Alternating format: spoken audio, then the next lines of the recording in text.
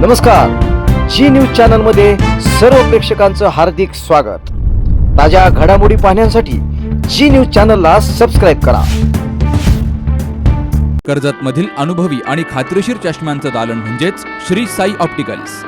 अत्याधुनिक मशीनद्वारे डोळ्यांची मोफत तपासणी, अचूक नंबर तसेच सर्व प्रकारचे नंबर चष्मे, सन गॉगल्स, लहान मुलांच्या डोळ्यांची खात्रीशीर तपासणी, मोतीबिंदू निदान आणि शस्त्रक्रिया, काचबिंदू उपचार, लासूर, तिरळेपणा, डोळ्यांना इजा किंवा अपघात यावर उपचार, कम्प्युटरद्वारे मोफत डोळे तपासणी करणारं कर्जतमधील एकमेव ठिकाण म्हणजेच Shri Sai opticals. Doctor Kaldate building, Kakade collection शेजारी, कर्जत। संपर्क 9922 16 42 12। अहिल्यानगर जिल्ह्यातील बारडगाव सुद्रिक येथे आदिवासी पारधी समाजाच्या घरामध्ये हक्काचे घरकुल नसल्यामुळे राहत असलेल्या पालामध्ये आणि छपरामध्ये पावसाचे पाणी शिरून मोठ्या प्रमाणामध्ये नुकसान झाले। गेल्या 5 वर्षांपासून कर्जत तालुक्यातील बारडगाव येथील रवींद्र गंडीशा काळे हा घरकुल मिळावे यासाठी पाठपुरावा करत आहे, परंतु प्रशासनाने त्याच्या मागणीची दखल घेतली नाही। यामुळे त्या परिसरात राहणारे आदिवासी पारधी यांना नुकत्याच झालेल्या पावसामुळे मोठा त्रास सहन करावा लागला। त्यांच्या राहत्या झोपडीमध्ये आणि छपरामध्ये पाणी शिरले। यामुळे त्यांचे कपडे, अन्नधान्य, विद्यार्थ्यांची वह्या, पुस्तके, कागदपत्रे हे सर्व भिजवून नष्ट झाले। यामुळे मोठे नुकसान त्यांना सहन करावे लागले। यामुळे आदिवासी पारधी समाजाला हक्काचं घर मिळावं, घरकुल मिळावं। घरकुल मंजूर आहे, परंतु जागा स्थानिक प्रशासकीय जे ग्रामपंचायतीचे अधिकारी आहेत ते जाणीवपूर्वक देत नाहीत आणि टाळाटाळ करत आहे। यासाठी हे आंदोलन करण्यात आलं।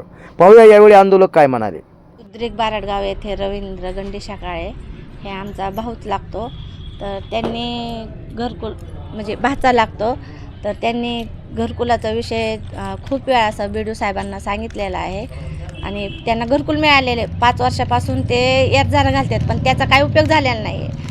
आज बी त्याचा काही उपयोग झाला नाही। छपरात राहत होते, वरून पाऊस आला 15 तारखेला, त्या पावसात कमरा इतके पाण्यात ते त्यांचे लेकरं बाळ घेऊन राहत होते आणि त्यांचे 4-5 पोती ज्वारी, गहू, काय आसन कडधान्य ते सगळं भिजून गेलं। त्याला पार मोड आले।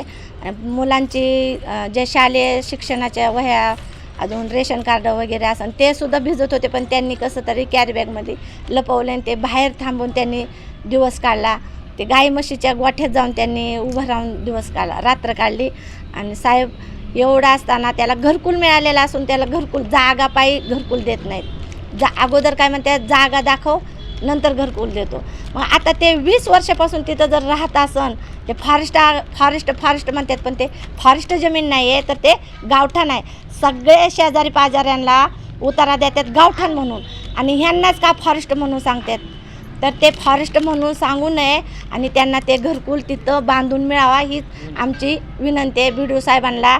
आणि कोणचे ते ग्रामसेवक, सर्कल कोण असं सगळ्या अधिकाऱ्यांना आमची एवढीच विनंती की ते रवींद्र गंडीशा काळे यांना घरकुल मिळावं। बारडगाव सुद्रिक येथे रवींद्र गंडीशा काळे गेल्या 20 ते 25 वर्षापासून राहत आहे।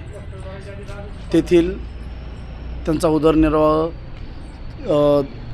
म्हशी छोट्या घेणे आणि ते मोठ्या करून विकणे हा तो व्यवसाय करीत आहे आणि आपली मुलं शिक्षण शिकवत आहे। आणि त्यांना गेल्या 2020 आणि 2021मध्ये त्यांना घरकुल मंजूरही झालं आणि त्यांचे 1 हप्ता तेथील जागा दाखवल्यामुळे तिथे त्यांना ते घरकुल मंजूर झालं आणि 1 हप्ताही मिळाला आहे। परंतु काही गावातील राजकीय पुढाऱ्यांच्या, गावातील काही लोकांच्या दबावामुळे तिथं त्यांना जी जागा आहे ती त्यांना घर बांधू देत नाही। जाणून बुजून तिथं शेजारी काही 20 एकर आहे, काही जणांना 25 एकर आहे, तरी त्यांना ती घरकुल बांधलं जातं आहे, त्यांचं नोंद केली जाते, काही जणांना घरकुल मिळतं आहे।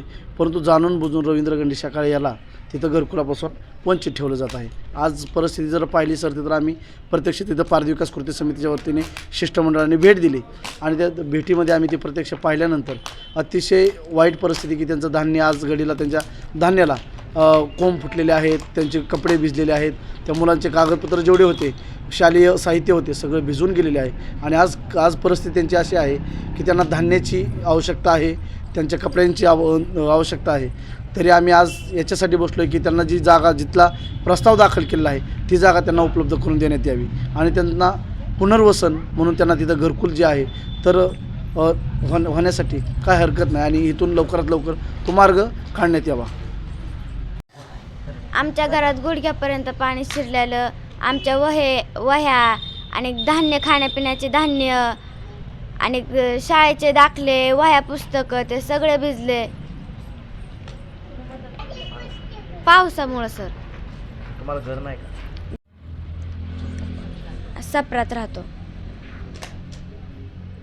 तुम्हाला घरकुल नाही मिळालं? नाही, मिळालं होतं पण बांधून देत नाहीत. काय म्हणतात? आम्हाला जागा मिळाली पाहिजे, आम्हाला आमच्या हक्काचं घर पाहिजे, हक्काची जागा दिली पाहिजे. हॅलो सर, कमरा इतक्या पाण्यात माझ्या मुलाजवळ मी राहते. आमच्या झोपल्या जाग्याला पाणी सारं फिरलं. पाणी फिरल्यावर मुलाला माझ्या काय घरकुल बांधून देत नाही गाववाले बी. आणि आता आमची जात पारध्याची जात, आम्ही पालांनी राहत होतो, आता गावात राहायला लागलो. गावात राहायला लागल्यावर नंतर आम्हाला गावात जागा दिली पाहिजे, गावात जागा दिली पाहिजे आणि आम्हाला घरकुलाची तुम्ही सोय केली पाहिजे. पहिल्यांदी पारधी होती, पारधी चोऱ्या करत होती, पारधी ड्राप करत होती, पारधी. आता गावात आलो, तुमच्यात आलो. तुमच्यात आल्यावर तुम्ही सोय करायला पाहिजे. आले पोलिस धरून नेले. लेकरांची सोय, पुस्तकाची, शाळा शिकवायची. आता काय आम्ही रानात राहत नाही. पहिले गाय पारधी होते, आता गाडी पारधी झाले. पण तुमच्या पायाखाली मारायला आलो ना आम्ही सर. आमची सोय केली पाहिजे. मी रांडव बाई आहे, मला दुसरे पोरं बघत नाही. मी तिथंच मुलाजवळ आहे. कमरा इतक्या पाण्यात आम्ही झोपून राहिलो. गावाचं पाणी फिरलं ते आम्हाला माहितीसुद्धा नाही. सद्गुरू ग्रामविकास प्रतिष्ठान संचलित डायनॅमिक इंग्लिश स्कूल कर्जतमधील इंग्रजी माध्यमाची उत्कृष्ट निकालाची परंपरा असलेली पहिली शाळा. CBSE आणि स्टेट बोर्ड अशा दोनही अभ्यासक्रमांची सोय. सर्व परीक्षांसाठी तज्ज्ञ आणि अनुभवी शिक्षकांचं विशेष मार्गदर्शन.